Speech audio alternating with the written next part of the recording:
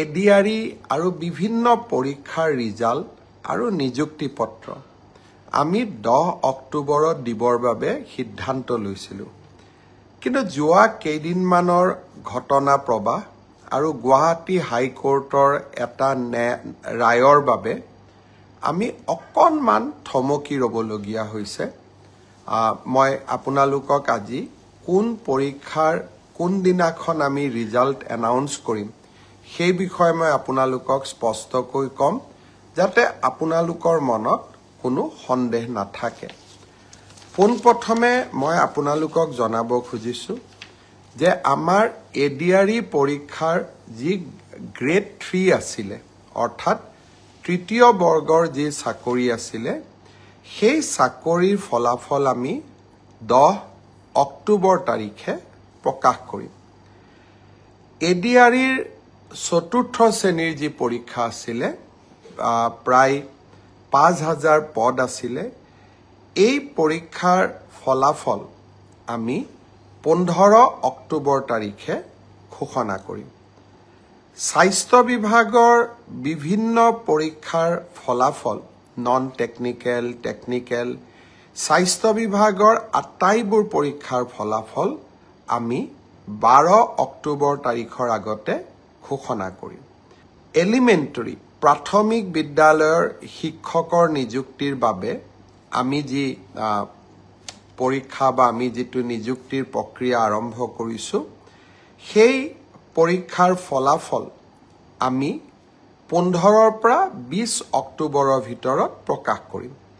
তাৰ কাৰণ প্ৰাথমিক বিদ্যালয়ৰ শিক্ষক শিক্ষয়িত্ৰীৰ পৰীক্ষাৰ ফলাফল ঘোষণা কৰাৰ আগতে আমি গ্ৰেজুৱেট টিচাৰ আৰু পোষ্ট গ্ৰেজুৱেট টিচাৰৰ ৰিজাল্ট ঘোষণা কৰিব খুজিছোঁ, যাতে অভাৰলেপিং নহয়, অৰ্থাৎ প্ৰাথমিক বিদ্যালয়ৰ শিক্ষকৰ পদ নিৰ্বাচিত গ্ৰেজুৱেট টিচাৰ বা পোষ্ট গ্ৰেজুৱেট টিচাৰসকলে দখল কৰিব নোৱাৰে আৰু আমাৰ যুৱক যুৱতীসকল যাতে বঞ্চিত নহয়। গ্ৰেজুৱেট টিচাৰ আৰু পোষ্ট গ্ৰেজুৱেট টিচাৰৰ পৰীক্ষাৰ ফলাফল আমি 15 অক্টোবৰ তাৰিখে ঘোষণা কৰিম।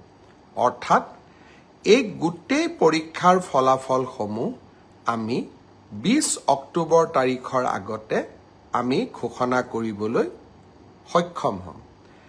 আপোনালোকে এতিয়া সুধিব যে পুলিচৰ পৰীক্ষাৰ ফলাফল আমি কেতিয়া দিম?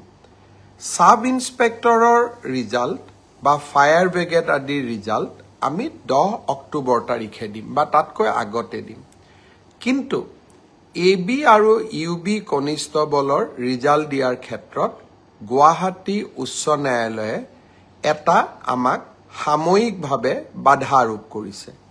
আমি আশা কৰোঁ সেই বাধা আৰোপ অতিক্ৰম কৰি, অৰ্থাৎ উচ্চ ন্যায়ালয়ক সন্তুষ্ট কৰি আমি এই মাহৰ ভিতৰতে পুলিচৰো AB আৰু UB কনিষ্টবলৰ ৰিজাল্ট ঘোষণা কৰিব পাৰিম। এই গোটেই ৰিজাল্টৰ ফলাফলৰ লিষ্টখন দেখিলে আপোনালোকে ইতিমধ্যে গম পাইছে যে আমি 20 অক্টোবৰলৈকে যাবলগীয়া হৈছে। কিন্তু মই প্ৰতিশ্ৰুতি দিছিলোঁ যে অক্টোবৰ মাহৰ ভিতৰতে 10 অক্টোবৰত আপোনালোকক নিযুক্তি পত্ৰ দিম। 10 অক্টোবৰত মই নোৱাৰিলেও অন্তত 25-26 অক্টোবৰৰ ভিতৰত আপোনালোকৰ হাতত মই নিযুক্তি পত্ৰ তুলি দিম। কাৰণ পৰীক্ষাৰ ফলাফল ঘোষণা কৰাৰ পিছতো আমি বিভাগলৈকে কাক কোন বিভাগত দিম ৰেণ্ডমাইজেশ্যন কৰিব লাগে আৰু তাৰ পিছত বিভাগসমূহেও আপোনালোকৰ পোষ্টিং অৰ্ডাৰ উলিয়াব লাগে। সেইকাৰণে অক্টোবৰ মাহৰ ভিতৰতে আপোনালোকৰ নিযুক্তি হ'ব, কিন্তু কেইটামান দিন আপোনালোকে অপেক্ষা কৰিব লাগিব। ইয়াৰ কাৰণো আপোনালোকে জানে, যোৱা কেইবাটাও দিন ধৰি আমি কোনেও কাম কৰিব পৰা নাই।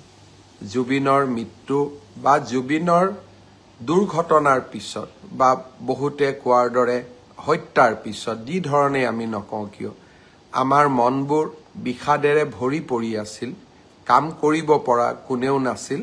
কিন্তু আমি যিহেতু আগুৱাই যাবই লাগিব, সেইবাবে মই আজি আপোনালোকক নিশ্চিতভাৱে কোন পৰীক্ষাৰ কেতিয়া ফলাফল ঘোষণা কৰিব তাক মই জনালো আৰু আপোনালোকে যাতে নৱেম্বৰ মাহতে চাকৰিত যোগদান কৰিব পাৰে তাৰো আমি নিশ্চিতভাৱে ব্যৱস্থা ল'ম